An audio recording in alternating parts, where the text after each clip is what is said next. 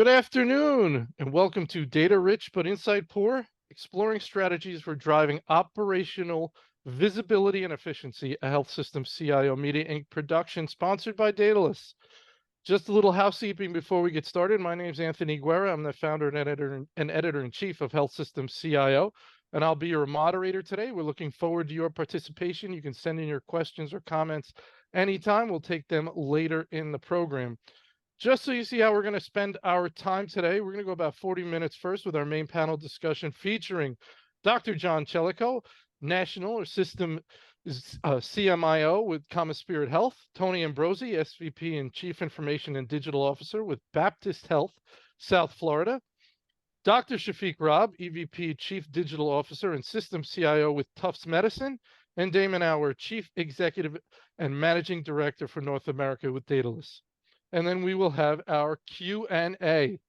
So let's jump right in. We have a great panel, lots of stuff to discuss today. Dr. Robb, Shafiq, let's start with you. Can you give us an overview of your organization and your role? I work for Tufts Medicine. Tufts Medicine is an academic medical center in the Commonwealth of Massachusetts. We have 3 hospitals and 5 locations. We have over 18,000 people and that I work with. Other than that, we strive to serve the people in our community, and we are the lowest cost institution that tries to take care of people in our area. We also have a clinical and integrated network.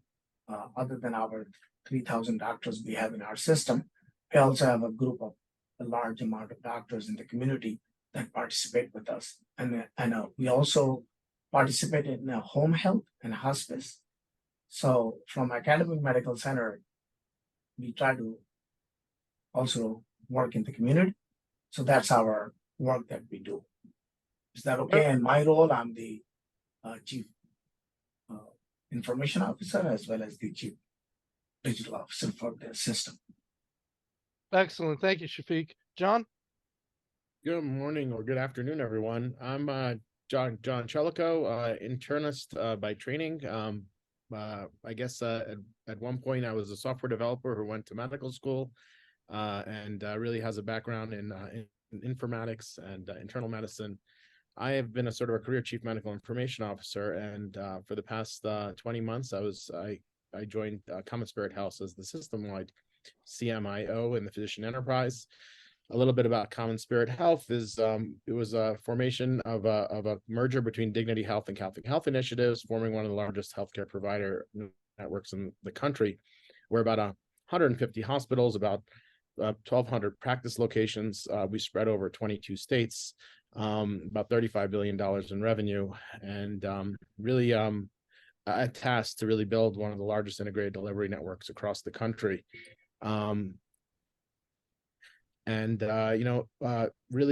Really learning a little bit more about how healthcare is delivered in all of our micro markets. One of the really missions of Common Spirit Health is really to provide care where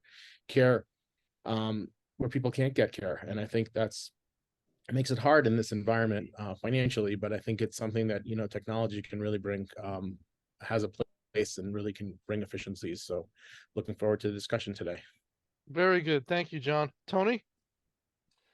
Thank you, Anthony. Tony Ambrosi, I'm the Chief Digital and Information Officer at Baptist Health, South Florida.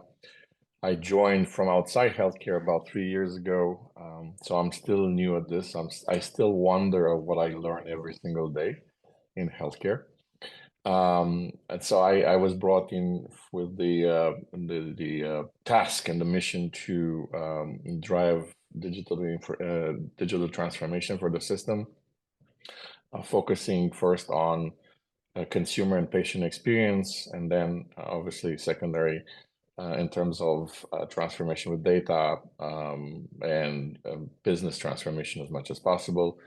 Baptist Health, South Florida, there are a number of Baptist Healths across the country, as I learned, but we're focused. We have 12 hospitals in the 4 counties in South Florida, 27,000 people, integrated network, lots of opportunities and exciting opportunities. Very good, Tony. Thank you. Damon? Hey guys, happy to be with this group today. I'm the managing director for Dedalus in North America. You did a great job, Anthony, of enunciating that properly, just to remind everybody here and some of the audience on the other side of the camera. You enunciated data loose. Sounds like setting your data loose. And we do a lot of that work. So tends to be an easy way to remember the firm. We're the biggest healthcare software organization outside of the United States, new to the North American market. I'm responsible for leading our team here and really scouring our portfolio for solutions that can have an impact on the transforming industry here in the United States. So I'm excited to be part of this panel and learn, just like Tony said, I learn every day in this industry, and looking forward to the discussion.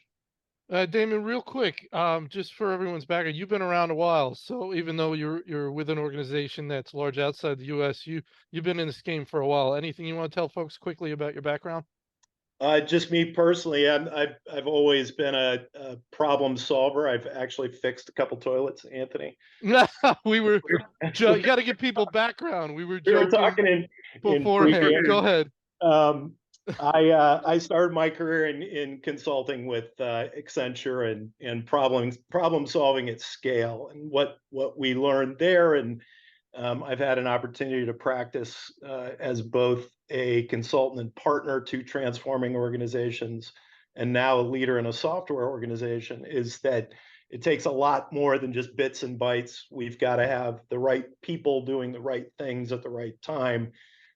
We can only manage what we can measure, and we can only measure what we can see. And I think that's really the driving topic of the conversation today, and what sits behind the Dedalus Command Center solution that helps large healthcare organizations see things that they can then measure and then manage and improve and take action.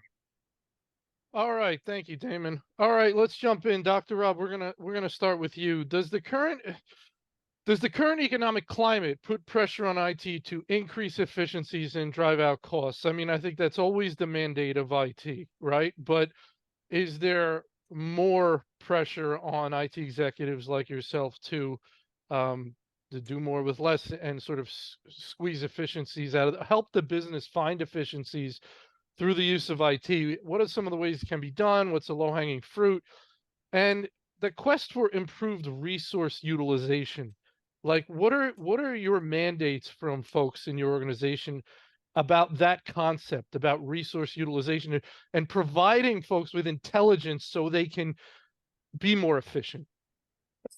Thank you for asking that question. We have a phenomenal panel here. John and Tony, they are much more knowledgeable than I am, but what I can say are the following. Healthcare is the only place where we cannot deny care. So people have to come and we have to take care of them. The reimbursement is not the same as it should be. So we are always under pressure. And then there are people who can't pay for care. And we still have to take care of that because that's our oath, that's our commitment, because we are mission driven. Having said that, post-pandemic, it became very hard for us to get to our bottom line. And we lost a lot of money. It's not that we did not. There are a lot of healthcare institutions that have lost money. Having said that, we also have to recover from it. So the back-end offices, as they call it, which is IT, revenue cycle, supply chain, other people, there's a lot of tremendous pressure on it. There's also pressure on contract labor because, especially with the nursing shortage, that also put a lot of pressure. Having said that, we had to reorganize our IT infrastructure, and we had to think about to bringing efficiencies, decrease the number of people, look at outsourcing options, look at joint ventures, look at other options, how we can squeeze the cost out. At the same time, the demand has not stopped because there is an information technology revolution going on, including generative AI, multimodal AI, and the salvation of healthcare lies in the hands of technology and AI. We are a data company, not a healthcare company. So having said that, and the pressure on population health, so here are the few things we did. One, we outsourced a few of our things that we could. For example, networking, help desk, things like that, that we could live without. Similarly, we created some joint ventures on certain areas where we could benefit from them. At the same time, we looked at what software we actually need. So there is an app rationalization. We had 800 applications. We have decreased it to 300. And we intend to go to 129. That is the maximum we need. Of course, we have to talk to our operation leaders. Third, what we have done, we started a cloud strategy. We became the first health system to put our EHR along with the 129 application last year in AWS. Then we started the data lakehouse. We put that in Microsoft Azure.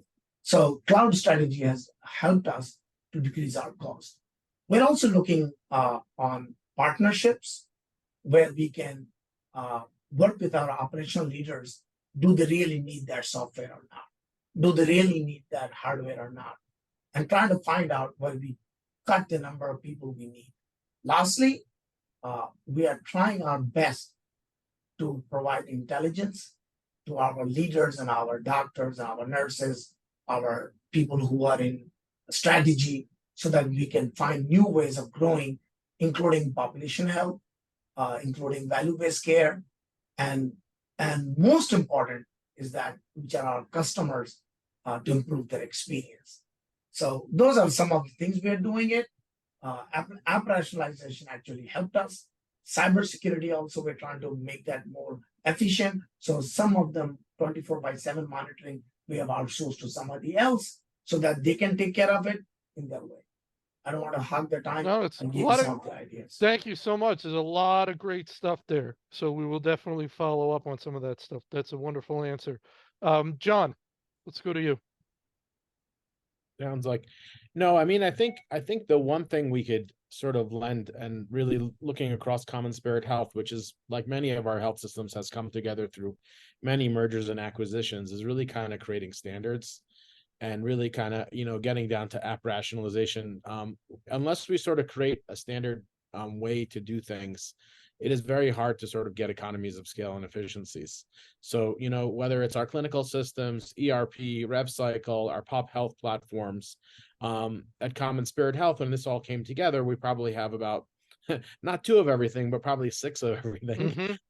So it really, when you're trying to really do some process improvement to kind of really understand how to, we have a lot of staffing shortages, we have a lot of nursing shortages, we have primary care physician shortages. How could we do more with less is a theme. It's been a theme in healthcare as long as I've been here for 25 years. It's not going to get any better. It's something to really, we need to work smarter, not sort of, not faster or anything else. And I think that's really what it comes down to. So really, I mean, how do we deal with this pressure? Yes, there is a pressure for technology to sort of solve this, but there's also a pressure for the organization to start sort of doing things the same. I think, for us, I think every market sort of has its own challenges. If you kind of go anywhere from the Pacific Northwest into California, all the way, to the Southeast into Tennessee and Kentucky, they all have their own sort of micro strategies of what they knew and what their competitors look like in each market. However, there are some common elements that we can do the same. And I think, bringing a common EHR platform across the organization, looking at ERP, looking at RevCycle, you can start sort of tightening the screws on how we can sort of drive efficiencies. And really, without standardization, it is very hard to really kind of ask much of your IT system, your IT group, because they're just going around trying to make everybody happy. But in the end of the day, IT needs to say, hey, how we can make you happy. How about you all agree upon doing it one way, and then we can start really getting efficient at making you happy and working to make this organization much more much more efficient. whether it's on the finances or it's in ERP or whatever the case may be. But I think it's something that we really need to really focus on, or else, many health systems are going to have a hard time surviving. Yeah, very good. I think we used to use the word systemness, right? You want to create more systemness. Yeah. And this word is the word of the day. I mean, we really strive as a physician enterprise within Common Spirit Health to create systemness. And I think we have, a medical group that feels like one system across, many states, but it is hard to sort of, it is hard to do on multiple systems. Very good. Very good. Thank you, John. Tony, your thoughts? No, obviously I agree with Shafiq and John. I think in IT, whatever we call that these days, we've been doing these, we've been taking these measures in becoming more efficient for many, many years. I've done that before, healthcare. And I think they're pretty well defined ways to do that. Operationalization is a big one. Cloud can, done well and with controlled costs, can reduce the costs in addition to all sorts of benefits in terms of speed to market for products and also the ability to access marketplaces for other products. It's interesting that I've used now the second time the cloud migration as a way to do the operationalization, because now you finally go through all the lists. This is like when you move houses, like, do you really need Yeah. these things? Well, it was there, like we didn't have time to repair, the bathroom, as we were talking earlier, but it's still there. So that's a wonderful opportunity. Consolidation, yes, I think, I don't think we're as complex as Common Spirit in terms of, but we did acquire hospitals, and there are some areas where we have each. So now we consolidate them, and that has benefits to the users. They don't have to log into 3 Active Directories, and it's cheaper, obviously, but also more secure because I don't have to secure 3 of them. Right, but in addition to that, I think, and I think probably John mentioned this, look, you can have a very efficient IT, but if the rest of the organization is not, then it's going to just be a drop in the ocean.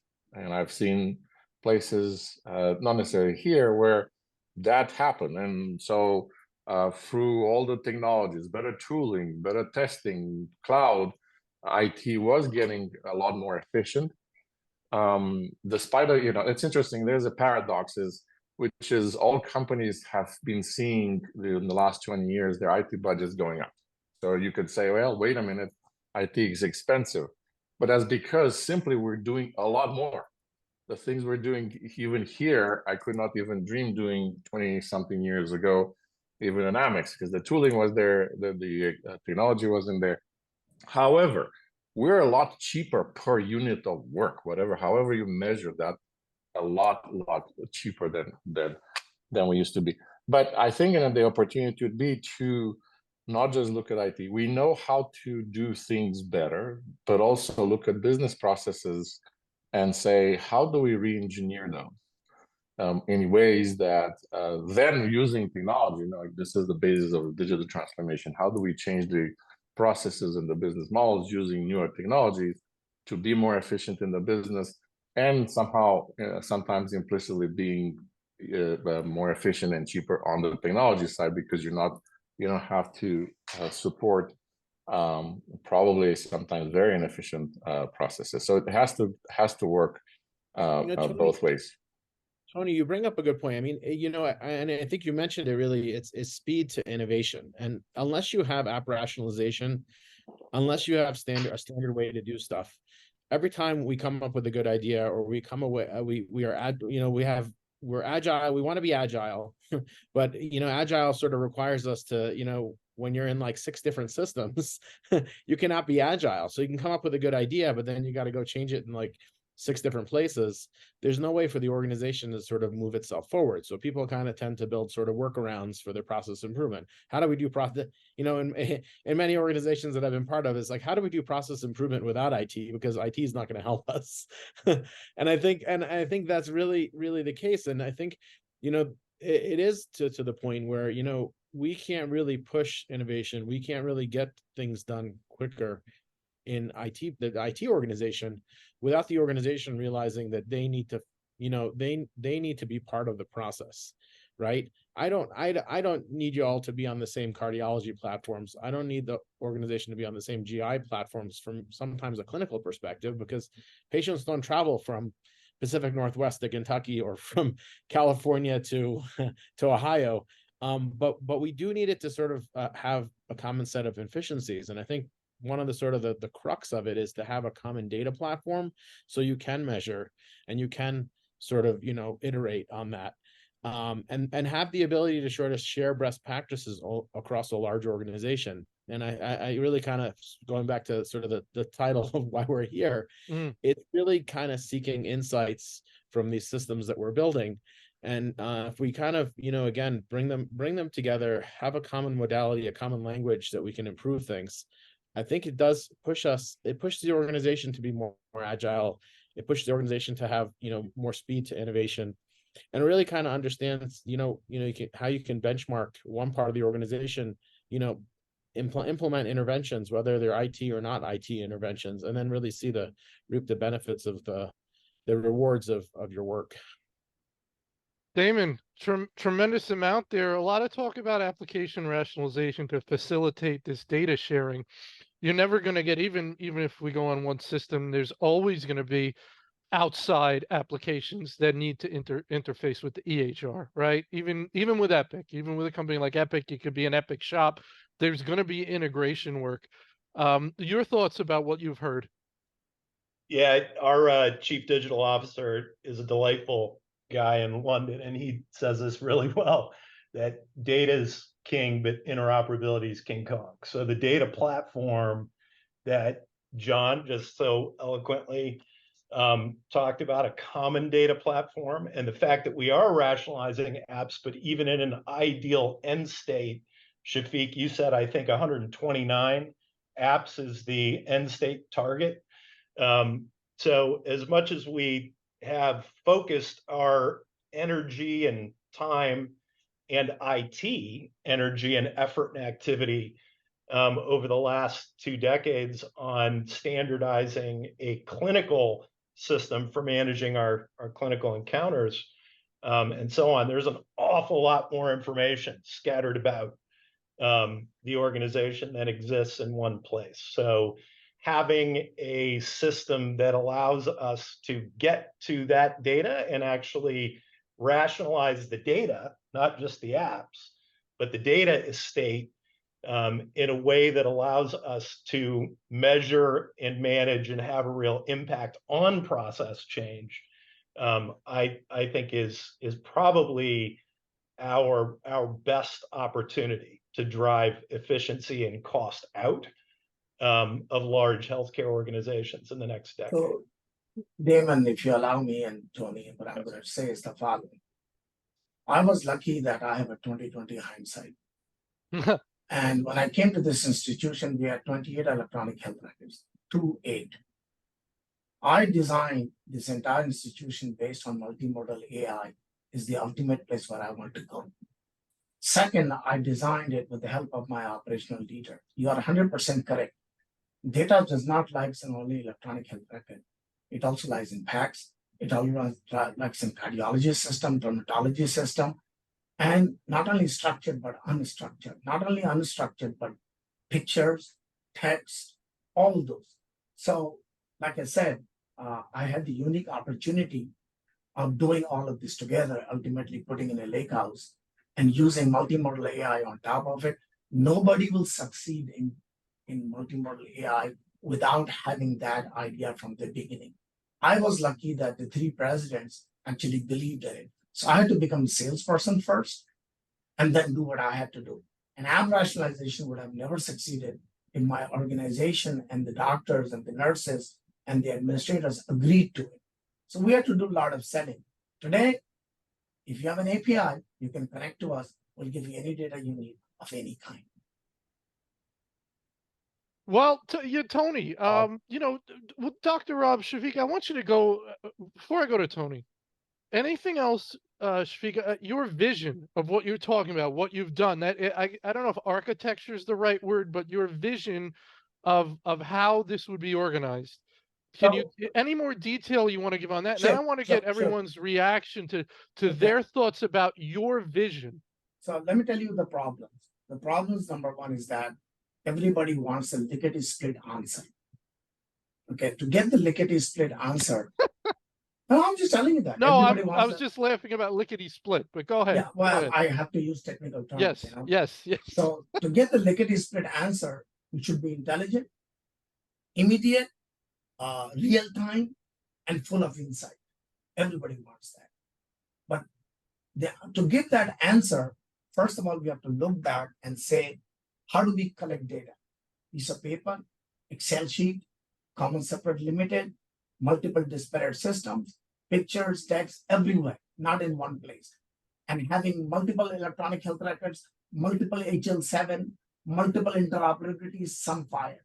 So when I sit down in a corner, right? And of course, we have 5 definitions of length of stay. I'm just telling you that. That is ontology. So whether it's ontology, whether it is semantics, or whether you are trying to get to the schema. So when we design, when I sat down in a corner and said, I'll bring one electronic health record, my CMIO who works for me and my CEO and my president, we want to become a data company so that we make things together. So when I'm giving you the components, here are the components.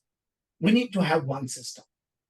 Impossible to have it without people's congruence on it, without governance committee on it, without talking it out on it, and understanding the ROI. So we, from the beginning, started the cloud strategy. And where are we going to get the money? Money is not limitless. So money comes from, what somebody said, operationalization, shutting down systems. So what we did is that we said, okay, we'll go to Power BI. Suppose I'll give an example. We'll go to Data Factory. We'll get to data engineering. We'll do data science. But to do all this, we have to suck the data out in Python or whatever you use, take it to the cloud, have a common data model based on a FHIR schema. That is not good enough just to have a FHIR schema. Then you have to, we use Databricks. On top of it, we use at scale for data schema, to get a semantic layer so that people can understand on the other end. Then came generative AI.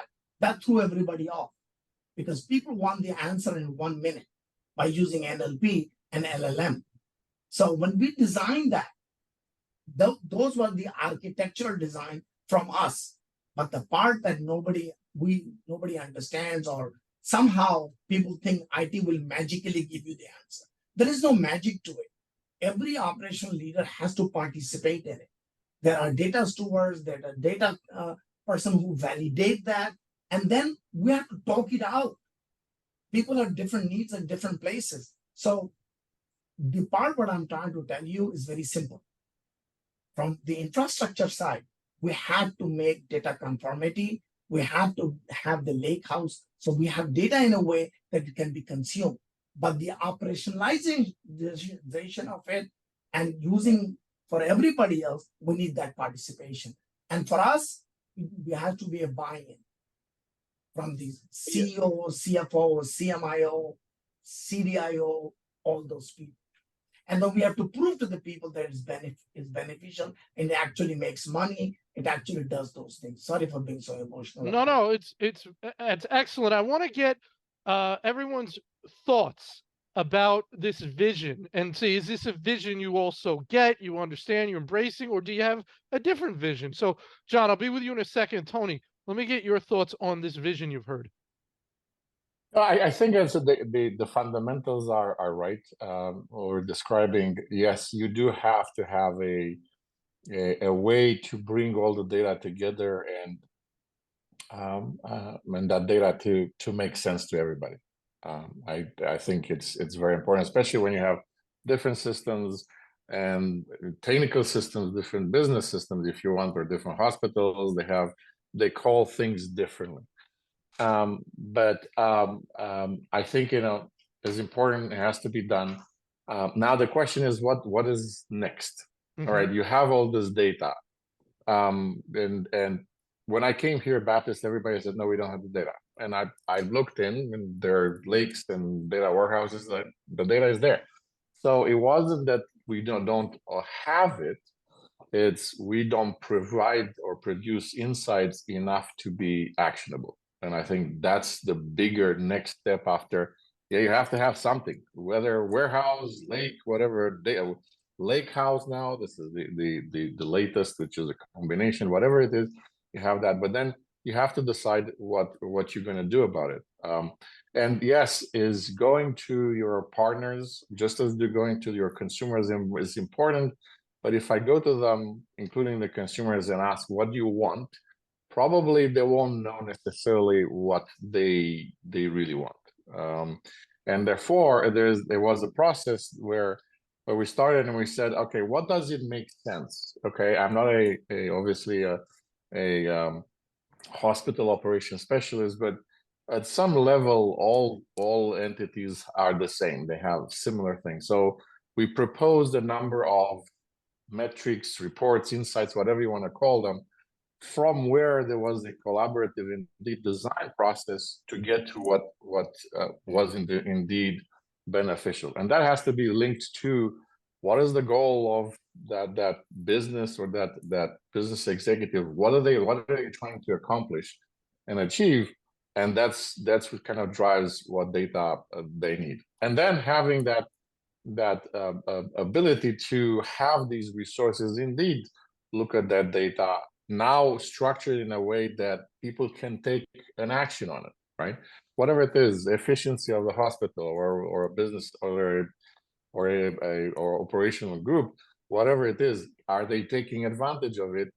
Are they using it? And how are they using it? That's great stuff, John. Let's go to you. So I've heard a couple different times in this webinar, Tony mentioned the idea that, Shafiq mentioned that there's a certain point at which we need to have information from operational leaders in order to move forward. Tony made the point that there's also the element of sometimes they don't know what they want. So sometimes we need to take the ball and move forward with it before we go to the operational leaders. So, what are your thoughts there around where IT can sort of move forward without operational folks and kind of get things in place versus when they need to be brought in, so that we don't go too far and find out that what we've done is not what was wanted? No, I think it's an excellent question, and it's really kind of, at the heart of the problem is the fact that we can bring all these in IT, and we can bring all these systems together. We can put them all in a data lake. I think the next level of this is, how do we provide a common set of tools, or a common set of ways to query the data, so that we're all actually looking at the data and talking about the data the same way. So when I say patients with diabetes, it means something to the organization, or patients with CHF, and maybe it's patients with CHF defined by Pop Health, or patients with CHF for the clinical organization, or whatever the case may be. But really, it's really kind of then working with your operational leaders to kind of say, what are the enterprise reports that we need to develop at an enterprise level that can be shared by all the different parts of this business, right?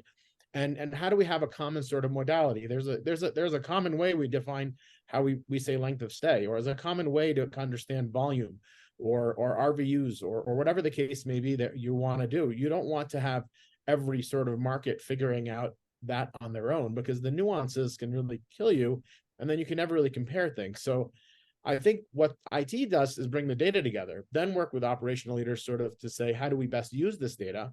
But then also, how do we provide a common set of tools? Because you can't really kind of rely everything on the enterprise. So everything is going to be, wait in line, someone in IT is going to deliver your report. That never works. So, but I think, you have to sort of, again, then democratize the whole thing. In essence, is have your local folks have some sort of self-service capability. But when there's a good opportunity for a processor improvement, or there's an enterprise report, how do you take that local sort of idea and enterprise it and say, hey, we want to take that wonderful report, and we see that you've operationalized your ambulatory clinics in primary care, and now you've increased access through some of this data. How do we now give that to the rest of the primary care doctors in the enterprise?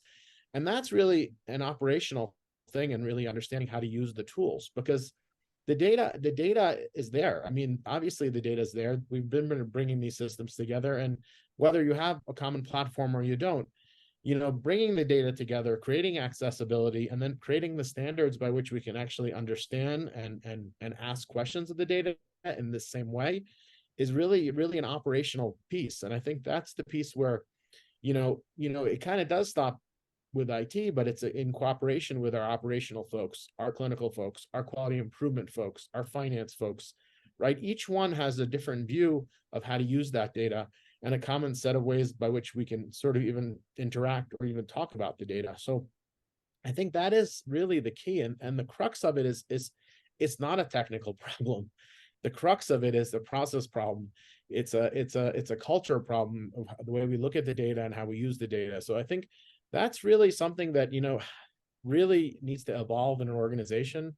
And, I have always seen this in the sort of the microcosm in the old health system. I was with Northwell Health for 10 years, and we grew to be, one of the largest healthcare systems in New York State.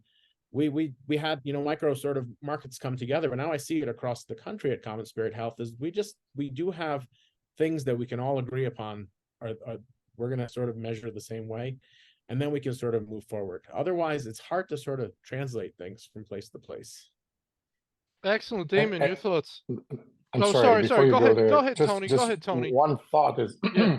I want to make sure that people understand that I wasn't suggesting by any means IT just goes and delivers things, build things, and says, here it is, go and do it. No, it was just a matter of you start with something based on what you understand of the business, and then you start the collaboration with those business partners and say it's a lot easier for them to answer the question, what do you think about this? Is this accurate? Is this useful? Can you action it? Versus what would you like to do? And then there's a infinite possibility of they don't even know what data is there. So it's much easier. So that's just an approach. Yes, after that first interaction there's a co-design, if you want, process where indeed you get. And then even if you launch it in production, they'll say, that's not very useful because I tried to use it and that's not the right trigger. Can you give me this? And it's a constant evolution. So that's just that's all I was saying. The approach is very interesting because you have to bring the data together, and then some people will come to you and say, build me a dashboard. I need a dashboard to operate, have better efficiency in my OR. I need a dashboard to better understand access in the outpatient setting. Oftentimes you say, well, let's just look at the data and see how clean the data is before we go build the dashboard. Because oftentimes the other thing we sort of run into is that we have bad data, or we don't have all the information we want to, and we go building these sort of fiefdoms of where we're going to answer all the questions, but then you take that to the users and they're like, this sucks. This will never. It's not telling me, it's not matching what I see in real life. What's wrong here? And the really is that we're not collecting the data points, and you have to kind of go back to some things like Shafiq says. How do we get the data? Where are we looking at the right data? Are we getting it from the right place? And that kind of goes back and forth, but we can't do it in a vacuum. And I think that's really where we can bring them to the, you can bring the horse to water, but you can't make the horse drink. And I think that's really what it is we can develop the fiefdoms, but I think in the end of the day, operational folks really need to be engaged in understanding. The quality of the data starts with the operational folks, the clinical folks, and otherwise entering the data properly as well. Damon, let me bring you in here. It's if you want to touch on this, to me, this is an interesting dynamic. The degree to which IT can move things forward, or move things forward to the point that it can bring the users choices and a framework, as opposed to a wide open, what do you want to do, which can be problematic.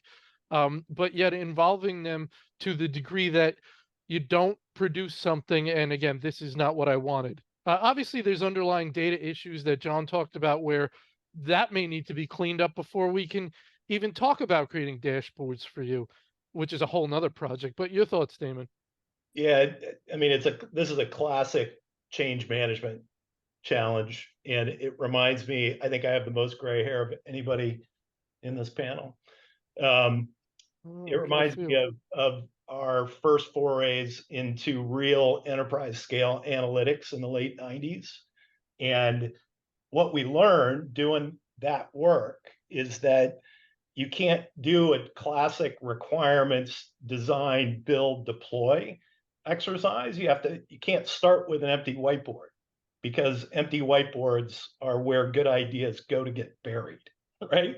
So we have to actually put visualizations. One of the things that's great about just our consumer tech expectations in this day and age is that we are used to rich data visualizations in everyday life.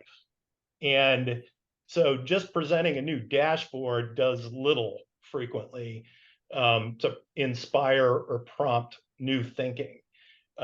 What we have seen work with some of the organizations we have the opportunity to work with in different parts of the world is bringing a set of visualizations to a data estate, regardless of the state of that data estate, if you know what I mean. There could still be some standardization gaps, that could be gaping holes in standardization, but presenting information in a way that our operational leaders can then say, what about this? What about this? What about this? That becomes our guide for how we can refine that data into really valuable information for leaders to drive change in the organization. Yeah, I always say that the data has to be meaningful and pleasurable for the end user, so they can actually do something with it. That is correct. But what I'm trying to tell you, my friend, happy to share what we have done. We've been doing this for a year now. Without the operational leaders, without the not only participation, but actually helping us understand it, nobody will be successful. We really need the expertise, subject matter expert, the guidance, and the continuous challenge from our operational leaders. I'm just telling you that. IT can do something from the beginning, that they have a common data model, they can have a fire schema, they can have a Microsoft Fabric, they can do Google's way of doing it, they can do Amazon way of doing it. We can be all smart, but the end is what my friend John said and Tony said. And I love the way he said standardization. That is such a cool way of saying it. And set of tools. Oh my God. Those are such cool ways of saying it. Thank you. That was it. I got nothing else, man. Tony, what do you think? In terms of, well, I said it's obviously it's a journey. Every great points. I think we're all agreeing. And so the question is, we know where we start, because we all kind of have the same problems. We kind of know where we need to go, right? To the point where people are using the whatever insights we're providing to actually adjust and manage their business or our operations, right? I think as the question is, how do you get there? And I think it depends on the organization. It depends on the level of maturities. There are some, and where IT, not that we know anything necessarily about healthcare more than our healthcare partners, but we have done these things based on data for a long time. For us as CIOs or technology leaders, we have become used to looking at the data to measure our efficiency. 20 years ago, it took 5 months to provision a server. Now it gets to 3 minutes. But we know we've measured all along how much everything takes and how much everything costs. American Express, I knew exactly how much each login into their website, the consumer website, cost, to the little penny, right? So we had that expertise. Now, elsewhere, do leaders have those reflexes to to always look at the data or ask for more data, more different ways to look at the data, and then act. I think that's something that we can help users do or business leaders do in terms of getting them more data savvy, more relaxed to the data, and with the limitations of the data, by the way. This is not a, hey, I give you this super duper, and you can throw all the AI and LLMs and generative whatever, and it tells you exactly what to do. No, it's a informative and a support decision. The decisions are still theirs, but they need to know how to relate that to their data. So I guess the question is, how, for all of us, how do we navigate that depending on who the users are and how comfortable they are with the data, how much they trust the data. You were talking about cleaning the data. Sometimes the data is actually accurate. It's just not granular enough to be useful to act on it. And so. Well, is that your ask a co-panelist question, Tony? Did you want Well, to form that? Why don't you form that into a question for our co-panelists? Well, I don't know if it's necessarily a question. I think that's where we're all trying to navigate, and in which situations there's a better approach versus the other. Obviously, the question would be, how do you, or did you in your previous encounters navigate that process with your users to that effect? John, can we start with you? Yeah, I mean, I think in the end of the day, how do you navigate this? It's an iterative process. I mean, it's something that you have to sort of perfect over time, and it's nothing you're going to get perfect on the first sort of pass. The other thing is we may have large, in comparison to the total budgets for our health systems have to spend, or capital we have to spend, it pales into comparison with most retail or other businesses out there, as far as what we can spend and how we can sort of bring these apps together. But in the end of the day, how do we capture the correct data that we can actually report on, and how do we capture it in the same way across the organization? We can really kind of push forward. And when we're pulling together the data, we're asking questions of the data, we oftentimes have to sort of go back to say, how do we capture that data? Are we capturing the right data? Are we understanding? Are we capturing the nuances of what we're trying to the question we're trying to answer, right? We had a project when I was at Northwell Health. We tried to sort of capture a lot of data around OR efficiency, but what happened was oftentimes a lot of that data wasn't really collected, or was collected after the fact, and it wasn't really we kind of had surrogates to the data. We had surrogates to when patients were coming in and out of the OR, but ultimately we had to find a way to almost have electronically a clipboard or some other methodology to actually capture data in real time. Actually, people watching videos in remote locations of low definition video, capturing the data points that we want to in the OR or the process. I think there's promise for us to kind of capture data points in workflows in our ambulatory practices through RTLS, and understanding, how much time a patient's waiting in the room without someone interacting with them, understanding, how much, time a provider's actually spending in front of the computer compared to how much their time talking to the patients. So there's so much opportunities. And, if I was at Amex or whatever the case may be, for some reason or the other, the data you needed was collected in a standardized way across all of the different platforms you have. And it was very little sort of room for divergence and different ways to do stuff. And I think that really comes from the top, is that you have to sort of, again, understand, how do you kind of get to a place where you're capturing the data in the same way, you're asking the questions in the same way, and you're never going to get it perfect. Nothing's a stone tablet. You have to iterate on it. And that's really where I think we need to go. Tawfiq, you're in a different organization. You may not have the exact problems John has, but at a certain level, when we want standardization and systemness, we get into more of a human to human political issue. Entities who perhaps have been acquired want to do things the way they do them. That's part of their culture. This is how we define it here. Why are you making us do it the way they do it over there? Why don't they do it how we're doing it? So when you get to that point as an IT leader, how do you handle some of those issues? So they're very simple. It's not that hard. Everybody knows it. John knows it. Tony knows it. The whole world knows it. We all know it, but how do you execute it? That's what it is. First, you have to find a partner. IT cannot lead these things. And that partner could be a CMO. That partner could be a CFO. You have to find a partner. And then from there, you find other partners. And then you have to first listen to what the other person is saying, what the fear is, whether it's a control, whether it's a not knowing, and then you have to explain. The idea is a catch ball. The idea is to be humble. Mhm. The idea is to not be too sure and cocky. Mm. And the idea is that for the greater good of we were a holding company, then we became an operating company.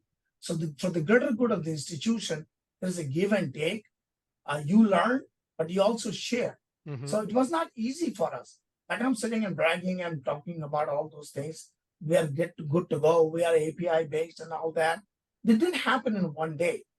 So what you're asking is the following: how do other people do it, or who have not done it? Happy to share. Come to my institution. I'll show you what we did. To anybody who wants to see it, but not with me. Meet my operational leaders. Meet my CMO. Meet my CNO. Meet my CFO. And still today, we still have to again convince them. So it's not only one time you got the permission slip and we go forward. It's like a lifetime of negotiation. Yeah. It's a lifetime of talking. That's what it is. And the governance committee does help, and the operational committee does help. Stewardship does help, but that dialogue and talk never stops. You have to be that person. One word: humble servant or leadership. Awesome. Well, we're gonna get some final thoughts. Oh, John, did you want to jump in? No, I did want to jump in and kind of say Yeah. one thing. I think the most important sort of piece of this is that is understanding standards and understanding how do we do this. A question for us is that we're all trying to develop standards within our organizations. Do Shafiq or Tony really kind of ever think that we're going to have standard way to actually report on things outside our organization, something that'll sort of span organizations so that we don't have to keep reinventing the wheel with our CMOs? Is there something that we should really kind of tell on our professional societies to say, hey, we need a standard way to report on X, Y, and Z? I think they do it in finance. They don't do it very well on the clinical sides.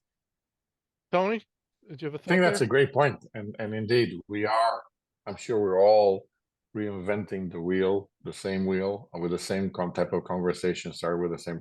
That would be wonderful if we had something. I haven't necessarily discovered very much in terms of how you look at particular operations, but I think that would be really great. You're right. Finance is obviously a lot more regulated, but not only that, and healthcare is regulated, but it's also has developed these reporting requirements and how do you do things in terms of recording the information.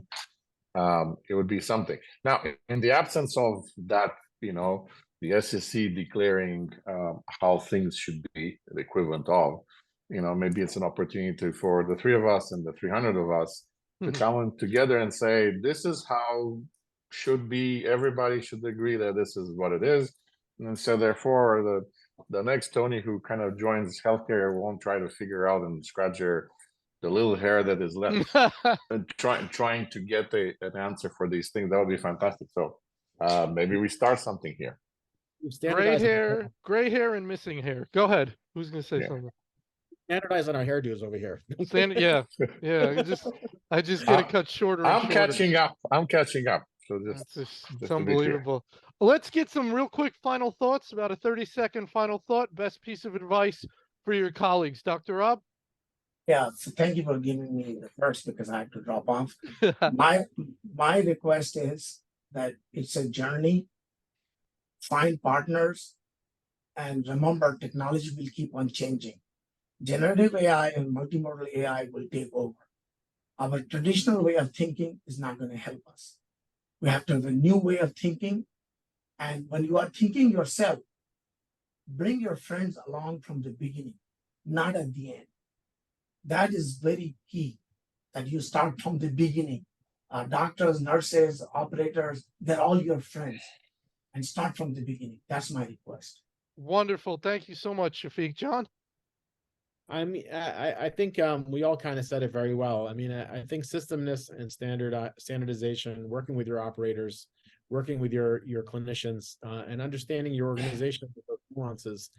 I think the one thing we have to learn more on is how do we kind of capture the data we want to without sort of asking another question, making another pop up. I mean, I think there's opportunities for us to use newer technologies like AI and ambient technology and other things to now capture the data that we want without sort of, asking a question or entering another thing on our HMP or whatever the case may be. So I do think that it's we have to continue to kind of move forward and find a standard way to sort of do things, whether it's in your organization or maybe outside your organization eventually. I think it's something we should probably all strive for. Very good. Damon, a lot of stuff there. Your final thought, best piece of advice for people trying to deal with this issue. Well, real quick, we work with approximately 5,000 healthcare organizations. So in terms of having seen things done just about every way you can think of, we've got a little bit of a vantage point on that. That can, I think, be beneficial for some of our other customers. But I mean, think of it in terms of economy of insight. Tony pointed out the fact that we do a lot more with less today from a technology perspective.